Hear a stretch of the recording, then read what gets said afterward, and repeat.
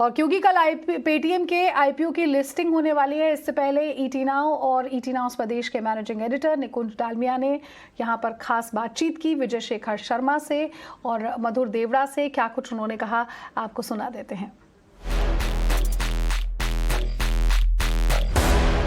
विजय, जिन लोगों का ये मानना है दैट पेटीएम एक सिर्फ टेक्नोलॉजी कंपनी है और इस समय एक टेक्नोलॉजी कंपनी बैंक और एनबीएफसी बन रही है और दूसरी साइड बड़ी कंपनियां हैं जैसे बजाज फाइनेंस और दूसरी कंपनियां जो एनबीएफसी फिनटेक बन रहे हैं, तो आखिरकार इस मार्केट के अंदर Vijay who will be the winner?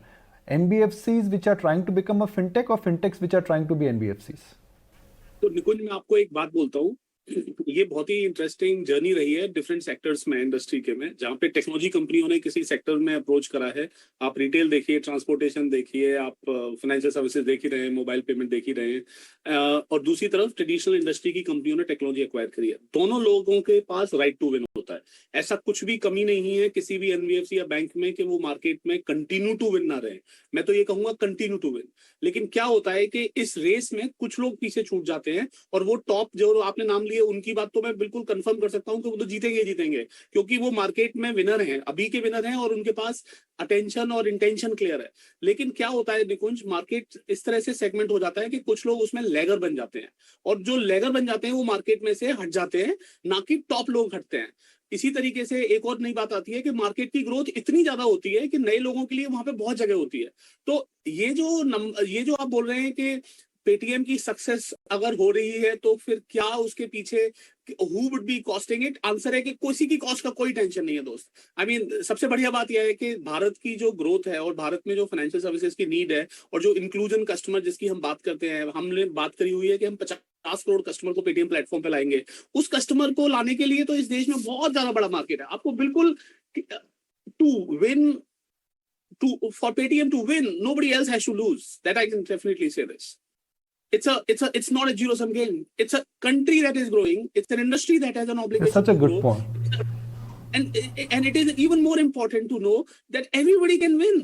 We want to be the accelerator of the change. हम वो चेंज एजेंट बनना चाहते हैं जो इस देश में फाइनेंशियल सर्विसेज को उन 50 करोड़ लोगों के पास लेके जाएगा, जिसके बाद भारत की जो हम एक्सपेक्टेशन करते हैं ग्रोथ, जो हम जीडीपी ग्रोथ करते हैं, वो हो पाएगी। We are not here to say that this NBFC or this bank is not going to be successful. We are here to say that India will be successful, and it will be because the formal financial services have reached to the nook and corner of the country, and that is mission of Paytm.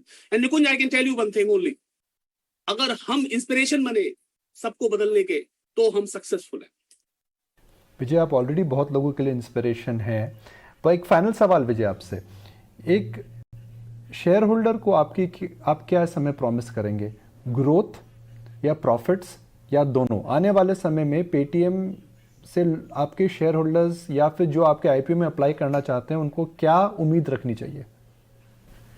निकुंज, मैं जब अपने institutional share holder, private equity share holders के पास मिलने गया था, तो मैंने उन्हें क्या प्रॉमिस किया था मैं वो बता सकता हूँ। और मैंने उन्हें बोला था, भारत एक देश है जिसमें यंग डेमोक्रेसी है, और वहां पे कस्टमर अब स्मार्टफोन को यूज करके फाइनेंशियल सर्विस एक्सेस करेगा।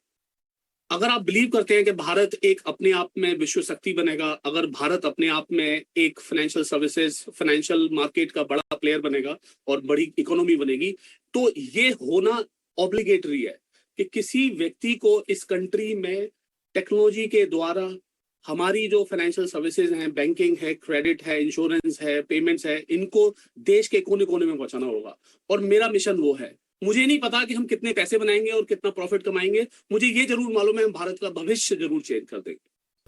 You're not investing in a company that will be benchmarked upon its success on revenue it makes and profit it makes. You're investing potentially in a company which will change the face of a country's access of financial services.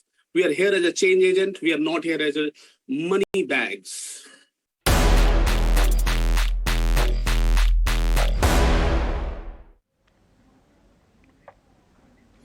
और देखिए, AC ट्रेनों में सफर करने के लिए अब आपको अपनी जेब ज्यादा ढीली करने की जरूरत नहीं पड़ेगी। दरअसल रेलवे लंबी दूरी की ट्रेनों में